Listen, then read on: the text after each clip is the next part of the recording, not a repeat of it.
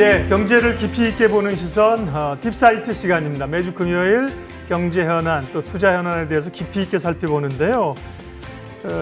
추석 연휴와 맞물려서 시장이 좀 지리한 구간을 가고 있는 흐름들이고요. 특별히 또 이제 최근에 IPO한 기업들, 상장한 기업들의 뭐 수급 상황 관련해서도 변동성이 좀 있고 약간 좀 그런 흐름들이어서요. 오늘은 시장 수급 상황 좀 살펴보고요. 또 개인 투자자들이 많이 궁금해하시는 뭐 삼성전자, 카카오라든지요. 또 ETF 시장 요즘 관심 있는 분들 많습니다. 추석 이후에 전반적인 자금의 전략을 어떻게 가져가야 될지 삼성자산운용의 최찬규 본부장님과 함께하도록 하겠습니다. 어서 오십시오. 예, 안녕하십니까. 네. 예. 삼성자산운용은 뭐 ETF 쪽에서도 굉장히 적극적으로 운용하고 계신데 최 본부장님은 원래는 애널리스트. 예, 그렇습니다. NH증권에서요. 네. 예, 파생 상품과 패시브 전략을 담당했던 애널리스트였고요. 네. 2011년부터 2019년까지 그 분야에서는 1등을 달성을 했었습니다. 그렇군요. 그리고 6월 1일자로 네. 삼성자산운용으로 이직을 해서요. ETF 컨설팅을 담당하고 네. 있습니다. 원래 그 섹터 애널리스트는 아니셨고 이제 전략이나 네, 그렇습니다. 그러니까 패시브라는 거는 시장 쫓아가는 ETF 지금 하시는 자산운용이랑 상당히 연관성이 있는 쪽을 하셨군요. 네, 그렇습니다. 알겠습니다. 그래서 뭐 이직을 하게 됐습니다. 자, 그러면 오늘 말씀드린 것처럼 수급이나 주요한 개인 투자자들이 가지고 계신 종목들 고민 또 ETF를 통한 자금 배분 이런 걸 여쭤볼 텐데 그러기 위해서는 수급을 봐야 되는데 외국인들이 뭐 엄청나게 매도를 했고 조금 사 들어오는가 싶은데 아직은 좀 자신감을 갖기 어려운 상황인데요. 네. 외국인들 수급은 어떻게 봐야 될까요? 예, 뭐 서두에서 말씀드렸던 것처럼 저는 패시브 쟁이라고 불리울 정도로 네. 뭐 패시브 특히 뭐 ETF와 관련된 수급이라든지 기계적인 수급에 철저하게 올인되어 있는 네. 사람이라고 먼저 생각을 해주시면 될 것 같습니다. 패시브라는 얘기는 다 아시겠지만 이제 적극적으로 이제 공격적으로 기업을 발굴하는 것보다 시장 전체를 투자하는 이걸 패시브라고 합니다. 예. 네. 그렇다 보니까 외국인들의 매매를 볼 때도 네. 외국인들이 한국만 사는 외국인들은 절대 아닐 테니까 글로벌리한 관점에서 많이 보고 있습니다. 네. 그래서 제가 방송에 오기 전에 연초부터 외국인들의 수급을 좀 체크를 해봤더니만요. 연초부터 외국인들은 한국 시장, 특히 코스피에 대해서 순매도를 기록을 했었고요. 네. 또 여러 가지 좀 생각이 들더라고요. 왜 많이 외국인들이 팔았죠 올해. 그죠? 네. 네. 왜 이렇게 많이 팔았을까? 뭐 여러 가지 생각을 해봤는데 첫 번째 드는 생각이 선진국이 너무 좋았다. 저는 ETF 쪽을 담당하니까 항상 자산 배분 관점으로 좀 접근을 하는데요. 글로벌리 투자하는 외국인 입장에서는 선진국과 이머징 마켓을 놓고 따졌을 때 어디가 더 투자 매력이 좋았을까라고 살짝 고민을 해보니 뭐니 해도 사상 최고치를 경신하고 있는 S&P 500 그리고 나스닥 100 이런 것들을 보니까 상대적으로 이머징 마켓의 상대적인 매력도가 떨어졌다라는 판단을 하지 않았을까 저는 그 생각이 먼저 들었습니다. 이런 판단의 근거는 뭐 삼성전자를 비롯한 한국 IT 대형주들의 움직임에서도 쉽게 포착이 되는데요. 네. 뭐 삼성전자 얼마 전까지만 해도 뭐 D램 가격 전망이라든지 좀 우울한 얘기들이 많이 있었지 않습니까? 그런 거랑 맞물려 생각했을 때 올해 이머징 마켓 중에서 대표 국가라고 할 수 있는 한국 시장에서 외국인들이 매도로 나섰던 것은 어찌 보면 자산 배분 차원에선 되게 당연했던 거다. 이렇게 좀 판단을 하고 있습니다. 그렇다면은 외국인들의 현물 매도세가 멈출까? 이 부분도 저희가 상당히 많이 고민하고 있는 부분인데요. 네. 저희가 생각하는 가장 큰 매력도는 많이 못 올랐다. 예, 이머징 마켓 중에서 한국이 상대적인 상승률이 둔화됐던 대표적인 국가거든요. 그래서 9월 이후로 시간을 좀 좁혀본다면 외국인들의 현물 매수세가 나타나고 있기 때문에 네. 결국은 최근에 차이나 관련된 크레딧 이슈들 이런 것들이 있기 때문에 이머징 마켓에서 국가를 고른다면 한국을 고를 수밖에 없는 그런 시점이 왔다. 그래서 뭐 대규모 매수세가 들어온다라고 단정짓기는 어렵지만 좀 하반기 특히 뭐 9월, 10월 넘어가면서 외국인들의 현물 매수세가 좀 들어오지 않을까 거기까지 예상을 좀 하고 있습니다. 네. 그러게요. 뭐 선진 시장이 워낙 좋으니까 이머징 시장이 못했다는 것은 상대적으로 뭐 수익이 나는 쪽으로 외국인들 자금이 많이 갔었던 거고요.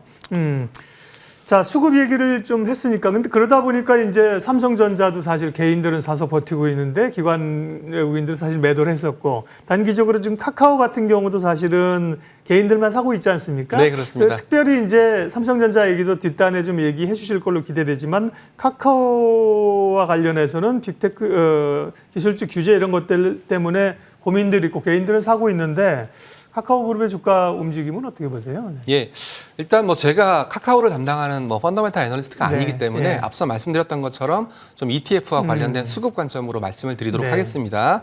참고로 카카오뱅크 둘 다 코스피 200 종목이고요. 코스피 200은 우리나라 코스피 시장을 대표하는 200개 종목으로 구성된 지수인데요. 네. 이 코스피 200을 추종하는 ETF 규모가 상당합니다. 그렇기 때문에 저는 뭐 주가 지수 전망 또는 뭐 ETF 전망을 할 때 이런 주요 종목들의 시총 비중을 많이 좀 참고하는 편인데요. 참고로 카카오는 코스피 100 내 비중이 3% 정도 되고요.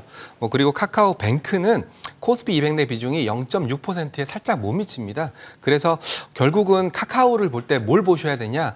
일단 뭐 코스피 200 내 비중이 3% 정도밖에 안 되기 때문에 예. 좀 카카오를 많이 담고 있는 ETF에 개인들의 매수세 또는 기관들의 매수세가 들어오는지 안 들어오는지를 먼저 확인하는 절차가 필요하다라고 생각하고 있습니다. 네.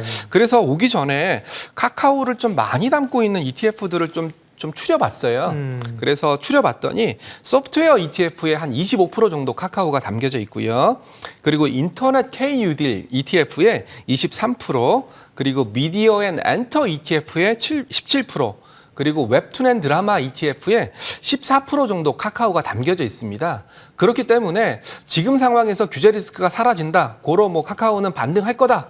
고로 카카오를 사야 된다. 이런 펀더멘탈적인 논리 또는 규제적인 논리에서 예측을 하기보다는 방금 불러드렸던 그 ETF에 기관들 자금이 들어오는지 아니면 그 ETF에 매수세가 유입되는지를 간접적으로 체크해 본다면 오히려 카카오를 접근하는 데 더 쉽지 않을까. 저는 좀 그렇게 그 생각을 좀 하고 있고요.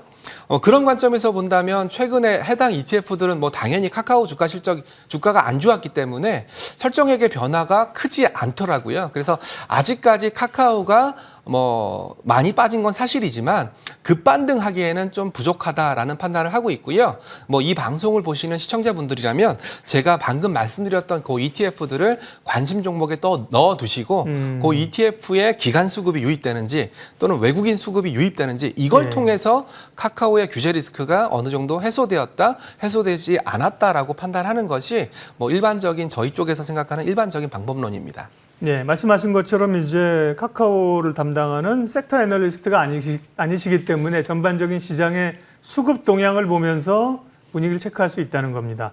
근데 이제 ETF든 아니면 기관이 그냥 개별적으로 본인의 펀드에 사던 꼭 ETF를 안 보더라도 그냥 카카오의 수급을 보면 기관 외국인 매도 체크하면 되는 거 아닌가요? 근데 이제 카카오의 네. 수급에는 너무나 많은 것들이 숨겨져 있기 때문에 예. 그거를 하나씩 발라내기가 어렵습니다. 예를 들어서 외국인만 놓고 따지더라도 예. 그 외국인이 제가 앞서 설명드렸던 이머징 마켓에 투자하는 글로벌리한 패시브 외국인인지 아니면 펀더멘탈 플레이를 하는 액티브 외국인인지 발라내기가 어렵고요. 네. 그리고 금융 투자 같은 경우에는 저희는 주로 LP라고 부르는데 유동성 관리자. 맞습니다. 예. 유동성 공급자라고 불리는데 이 친구들은 카카오의 펀더멘탈에 의해서 매매를 하는 것이 아니라 카카오와 관련된 ETF, 카카오와 관련된 파생상품 관련된 그렇죠. 매매를 하면서 예. 해지 거래를 하는 거기 때문에 이 투자자가 많이 샀다고 해서 카카오를 금융투자가 많이 사는구나, 아이 좋아라 이렇게 얘기하기가 어렵거든요. 그렇기 때문에 그런 것들을 일일이 발라낼 자신이 없으시다면 네. 오히려 ETF를 통해 가지고 보시는 게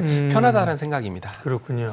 전문 용어 그쪽에 쓰시는 이제 발라낸다는 얘기는 지금 이렇게 분석해내서 딱 적확하게 그 부분을 본다는 얘기입니다. 예. 그렇군요. 그러게요. 이제 수급 사실은 수급이 굉장히 중요하죠. 그 다음에 ETF의 영향력이 사실 워낙 커졌기 때문에 맞습니다. 예, 예. 그쪽에서의 전체 수급에 차지하는 비중이 굉장히 크고 ETF의 수급을 보면 그 종목에 대한 흐름을 알 수 있다는 오늘 인사이트를 주고 가십니다. 그런 점에서 보면 그 카카오뱅크 잠깐 말씀하셨지만 크래프톤이나 카카오뱅크나 이제 의무 보유 해제 관리 그전엔 사실 코스피 200 편입된다고 해서 굉장히 관심이 있다가 예, 맞습니다. 최근에는 또 이제 의무 보유 해제 때문에 공매도가 나오고 변동성이 굉장히 큽니다. 이게 어느 정도 좀 지나야 이 문제가 해결이 되나요? 네. 제가 이제 네. 이직을 6월 1일자로 이직을 했고요. 출근은 6월 15일자로 출근을 했는데요. 그 뒤에 이제 뭐 방송 출연 요청들이 좀 있으셔가지고 제가 뭐 방송 뭐 채널에 네. 나가서 뭐 카카오뱅크나 크래프톤 관련한 코스피백 편입 수요 그리고 관련된 대응법 같은 거는 몇 차례 말씀을 드렸습니다. 네. 말씀드렸던 요지를 간단하게 설명드리면 카카오뱅크와 크래프톤 코스피백 내에 편입되게 되면 기계적인 수급입니다. 여기서 기계적인 수급이라는 얘기는 이 종목이 좋아, 펀더멘탈이 너무 좋아, 이뻐 보여서 사는 거다 이런 논리가 아니라 네. 이 종목이 코스피 200에 들어가고 코스피 200에 들어가니까 그 코스피 200을 복제하는 ETF는 울며 겨자 먹기로 어쩔 수 없이 사야 되는 네. 그런 수요들이 많다라는 얘기였고요. 실제로 뭐 크래프톤 그 굉장히 상장 초기에는 좀 약세를 보이긴 했었지만 뭐 MSCI 편입이 좀 불발되긴 했었으나 코스피백 편입이 확정되면서 주가는 좀 안정을 찾았던 그런 기억이 납니다. 카카오뱅크도 마찬가지였고요. 가장 조심해야 될 사건이 뭐냐면은 이런 이벤트는 지수에 편입되는 순간 소멸된다는 겁니다. 참고로 지수에 편입되는 순간이라는 얘기는 9월 9일 마감 동쇼가 간이었고요. 이때 이후에 아마 주가가 카카오뱅크 주가를 보시는 시청자분들이라면 주가가 약세를 보였다라는 사실을 인지하실 겁니다. 결국 이벤트가 끝났기 때문에 지금부터는 펀더멘탈의 구간이기 때문에 카카오뱅크 같은 경우에는 그 대출 관련된 규제라든지 이런 움직임에 주목을 하셔야지 더 이상 코스피백 편입, 지수 편입 이런 이벤트는 쳐다보실 필요가 없습니다. 그리고 또 한 가지 말씀드릴 내용이 코스피 200에 편입되게 되면 ETF들이 그 종목들을 들고 있기 때문에 이 종목을 빌릴 수, 대차라고 부르죠. 빌리기가 굉장히 쉽습니다. 그리고 싼 비용에 빌릴 수가 있습니다. 예. 이렇게 싼 비용에 빌린다면 당연히 그 종목을 빌려다가 공매도를 치겠죠. 예, 그렇지만 과거 코스닥에서 코스피로 이전 상장했고 그리고 코스피 200에 들어왔던 셀트리온의 사례를 본다면 코스닥에서는 아무래도 빌리기가 어렵거든요. 근데 코스피로 넘어와서 코스피 200까지 들어가게 되면 굉장히 빌리기가 좋은 조건이 돼버린 거예요. 그렇지만 우리 셀트리온이 빌리기 좋아졌다고 해서 주가가 빠졌나요? 결국은 공매도라는 것은 일종의 휩소일 뿐 펀더멘탈을 건드리는 요인은 아니거든요. 그래서 너무 걱정하지 마시라. 그리고 저는 간혹 가다가 앵커님께서도 마이너스 통장을 개설했다고 해서 부채 비율이 올라가는 건 아니지 않습니까? 네. 필요할 때마다 꺼내 쓰는 그런 개념이니까 공매도도 그런 개념으로 보시는 게 좋을 것 같습니다. 네. 삼성자산운용의 최창규 본부장님 함께하고 있습니다. 그러게요. 상당히 그 인사이트가 있네요. 기업을 보는 방법이 여러 가지 있죠. 저도 최 본부장님의 개인을 볼 때도 집에서는 남편이고 아빠고 회사 나오면 또 직장인이고 이런 것처럼 기업을 볼 때 대형주들은 특별히 수급의 영향이 크니까요. ETF는 맞습니다. 수급 쪽으로 이걸 읽어주니까 그동안 저희가 못 봤던 것들을 볼 수 있습니다. 그런 지금 말씀하신 측면에서의 수급이나 ETF나 이런 걸 봤을 때 삼성전자는 그러면 흐름이 어떻습니까? 네. 예, 삼성전자는 제가 계속 코스피 200 내 비중을 불러드리고 있는데요. 네. 한국에서는 코스피 200을 추종하는 자금이 40조 원 정도 됩니다. 네. 그래서 삼성전자가 코스피 100 내 비중이 30%다. 그러면 40조 원의 30% 정도가 기계적으로 들고 있다라고 생각을 하시면 되기 때문에 네. 제가 계속적으로 그 부분을 언지를 드리고 있는 거고요. 삼성전자를 쭉 한번 봤습니다. 수급을 과거 연초부터 쭉 봤더니 앞서 말씀드린 내용이랑 일맥상통하더라고요. 글로벌리 투자하는 외국인들은 워낙 선진국, 특히 미국 시장에 매력도가 높았었기 때문에 이머징 마켓에 대한 투자 매력도가 떨어졌었고요. 이머징 마켓에 대한 투자 매력도가 떨어진다면 당연히 이머징 마켓 ETF로 돈이 안 들어왔을 거고요. 돈이 안 들어오다 보니까 외국인들의 수급은 대체적으로 삼성전자에 대해서는 매도 우위로 전환됐던 그런 기록이 남아 있더라고요. 그래서 그러면 앞서 말씀드린 것처럼 그러면 9월 이후에 어떻게 될까 고민을 좀 많이 해봤었는데 결론은 똑같습니다. 이머징 마켓에 대한 상대적인 매력도가 조금씩 살아나고 있고 그리고 테이퍼링 관련된 불확실성이 선진국 시장에 부정적으로 작용할 가능성도 있기 때문에 이머징 마켓의 투자 매력도는 좋아지고 특히 한국은 오른 게 없기 때문에 그 이머징 마켓들 중에서도 더 특히 투자 매력도가 높다. 그렇다면은 이머징 마켓에 돈이 들어온다. 한국에 돈이 들어온다라고 한다면 삼성전자 안 살 수 없죠. 그렇죠. 네. 삼성전자 제가 몇 프로라고 말씀드렸죠? 30%라고 네. 말씀을 드렸었거든요. 외국인들이 사는 자금의 30%는 기계적으로 들어온다면 삼성전자를 살 수밖에 없는 국면이기 때문에 네. 그런 부분에 있어서는 저는 삼성전자 수급 좀 괜찮아질 거다. 그리고 또 연말 되면 연말 보너스가 있지 않습니까? 배당이요? 맞습니다. 네. 배당향 차익거래라고 저희는 많이 부르고요. 연말 배당향 프로그램 매수라고 많이 부르는데요. 만기 때 일어나는 그런 내용들이기 때문에 이 자리에서 좀 말씀드리긴 좀 어렵고요. 연말 배당이 그 코스피 같은 경우에는 한 1%에서 2% 사이로 요즘과 같은 저금리 기조에서는 좀 보너스 개념으로 접근할 수 있는 그런 개념이기 때문에 뭐 연말까지 수급은 저는 긍정적으로 보고 있는 편입니다. 네, 삼성전자 말씀해 주셨고요. 그러니까 물고기 한 마리를 잡는 것보다는 고기 잡는 방법을 배우는 게 훨씬 인생을 사는데 유용하지 않습니까? 그런 네. 점에서 오늘도 보면 그런 대여급 기업들이 공개를 하고 나서의 흐름들을 보면 굉장히 도움이 될 것 같아요. 보면 지금 오늘 현대중공업이 상장했지 않습니까? 맞습니다. 그러면 예. 이제 카카오뱅크나 크래프톤 같은 경우도 상장하고 단계적으로 차익 이제 보호 예수가 풀리고, 네. 그다음에 이제 지수 편입되면서 기대감이 있고 네. 그런 거잖아요. 그러면 그렇습니다. 이제 현대중공업 같은 경우도 오늘 상장했는데 외국인 물량이 꽤 많이 나올 것으로 우려가 됐었고 실제 나오고 있고요. 그러니까 이런 좀 인사이트를 잡아주십시오. 이것도 언젠가 편입될 거잖아요. 또, 그렇습니다. 그죠? 예, 언제쯤 그런 편입 시점이 되고 그런 거를 쭉 보면서 어떻게 대응하면 좋을까요? 네, 이런 것들은 제가 방송에서 계속 말씀드리는 이유가 네. 제발 시청자분들이 공식만 외우면 그러니까요, 뭐 카카오페이가 공식. 상장을 하던 LG에너지 솔루션이 상장을 하던 또는 MSCI에 편입됐다라는 발표 뉴스가 뜨던 다 써먹을 수 있는 내용들이기 때문에 그러니까요. 반복적으로 말씀드리는 거고요. 참고로 코스피 200은 정기 편입과 특례 편입으로 구분이 됩니다. 네. 특례 편입은 마치 특례 입학과 같은 그런 개념이라고 생각하시면 되는데 국가대표로서 금메달 딴 선수를 우리 대학에 넣어주는 건 어떻게 보면 당연한 일이 될 수도 있는 거거든요. 그런 개념으로 생각하시면 됩니다. 규정이 있습니다. 상장 후 15영업일 동안의 평균 시가총액이 코스피 전체 종목들 중에서 50위 안에 들어가면 가장 가까이 있는 동시만기일 다음 날 넣어주게 돼 있습니다. 네. 그렇다면 뭐 당연히 코스피 50위에 해당되는 시가총액만 알고 계시면 될 것 같고요. 현재 기준으로는 뭐 주가가 횡보를 하고 있기 때문에 제 기억이 맞다면 7조 원 수준이고요. 현대중공업이요? 그 코스피 그 기준이 예, 그렇죠. 맞습니다. 현대중공업이 10조니까 그죠? 네. 그리고 현대중공업 같은 경우에는 상장했을 때는 6만 원에 상장해서 네. 5조 정도로 상장했지만 그렇죠. 지금 주가를 확인해 보니까 뭐 11만 9천 원, 네. 그러니까 12만 원 정도 되니까 아마 시가총액은 말씀하신 대로 10조가 넘을 수도 있을 가능성이 네. 있어 보입니다. 물론 이 시가총액이 15영업일 동안 유지가 돼야 된다라는 그렇겠네요. 가정이 있지만 네.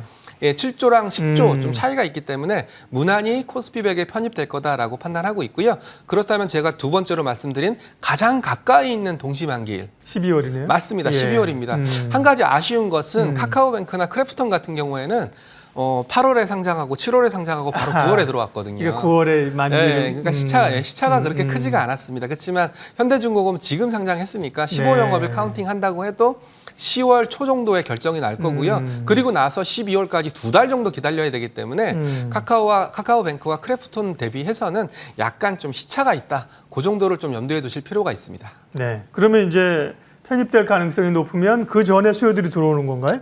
그 보통은 두 가지로 나눌 수가 있는데요.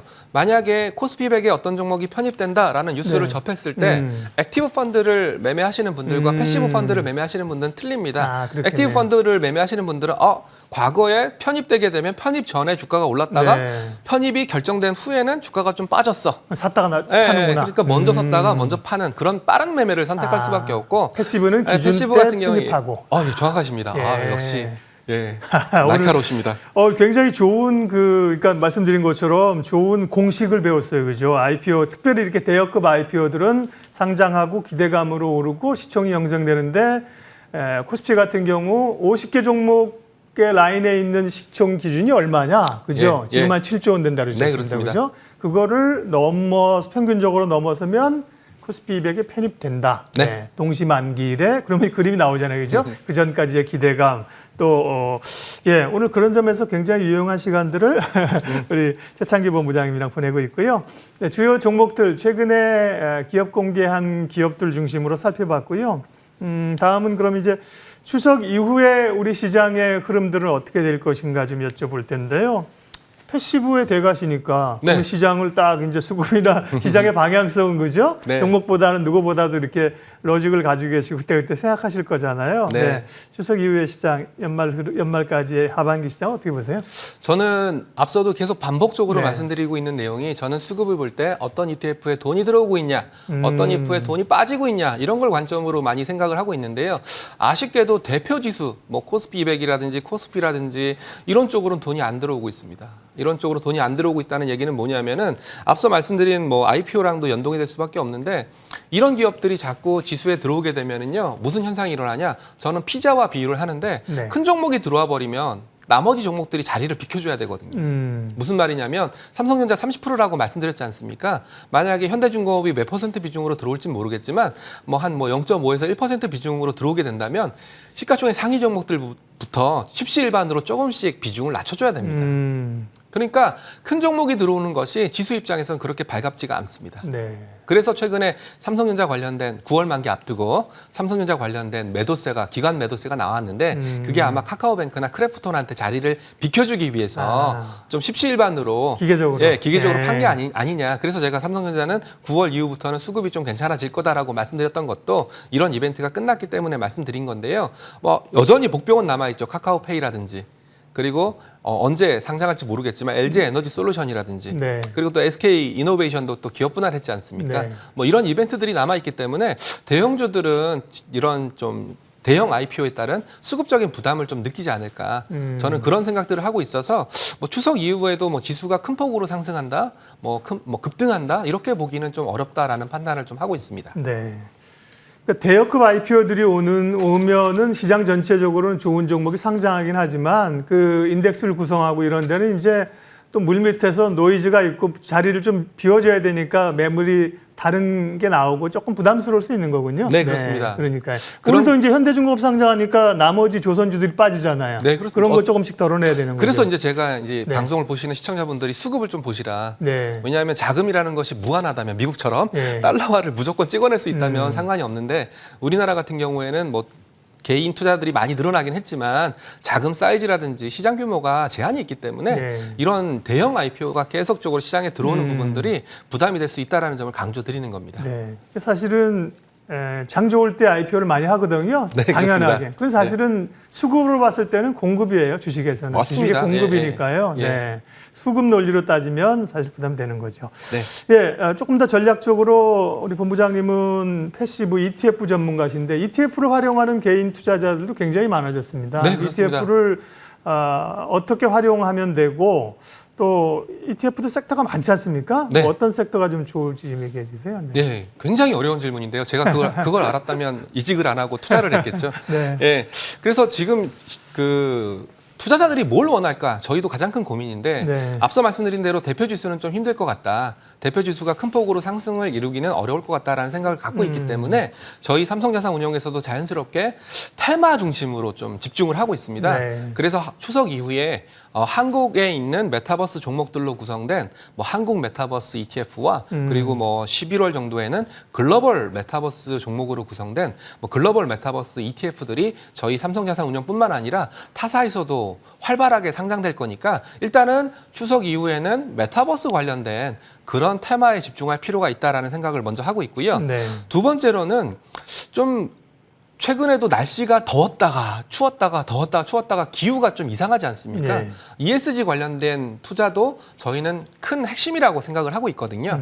그래서 뭐 탄소 배출권 선물이라는 게 있습니다. 내가 탄소를 배출하기 위해서는 쿼터를 받아야 되는데 그 쿼터가 모자랄 경우에는 사고 파는 거죠. 사고 예. 팔아가지고 그걸 갖고 탄소 배출을 하는 그런 시장이 있습니다. 또 그런 거 관련된 ETF도 조만간 상장될 예정이니까 뭐 그런 것들은 저희는 이렇게 얘기하고 있습니다. 때묻지 않은 테마. 예. 신선한 테마. 어차피 네. 투자자들은 이미 뭐 4차 산업혁명 이런 거 다 잊어버리셨거든요. 네. 예, 작년까지만 해도 굉장히 핫했었는데 그렇기 네. 때문에 이런 좀 신선한 테마 아니면 ESG와 관련된 네. 테마 이런 것들이 좀 투자자들의 관심을 끌지 않을까 아니면 주목해 봐야 되지 않을까 생각하고 있습니다. 수소는 어때요, 수소? 수소는 저희도 굉장히 진지하게 고민을 하고 있는데요. 수소라는 게 결국은 지금 현재에서는 수소차라든지 모빌리티 관련된 그 섹터로 테마로 분류가 되거든요. 네. 근데 뭐 이미 모빌리티 관련된 테마 ETF들은 상당히 많이 나와 있고 그리고 주위를 눈 씻고 찾아봐도 수소차를 타시는 분들은 많이 없더라고요. 네. 예, 그래서 좀 더 수소차를 타시는 분들이 많이 생긴다든지 그러면은 좀 상품화를 생각해 보지 않을까. 저는 뭐 개인적으로 그렇게 생각을 하고 있습니다. 네. 오늘 딥사이트 시장에 이제 수급을 통해서 시장을 어떻게 또 대형주들을 어떻게 볼 것인가에 관한 좋은 그 공식 인사이트를 얻었습니다. 또 ETF 관련한 전략들도 메타버스, ESG, 탄소 배출권 이런 얘기까지 해주셨습니다. 삼성자산운용 최창규 본부장님 함께했습니다. 고맙습니다. 예, 감사합니다.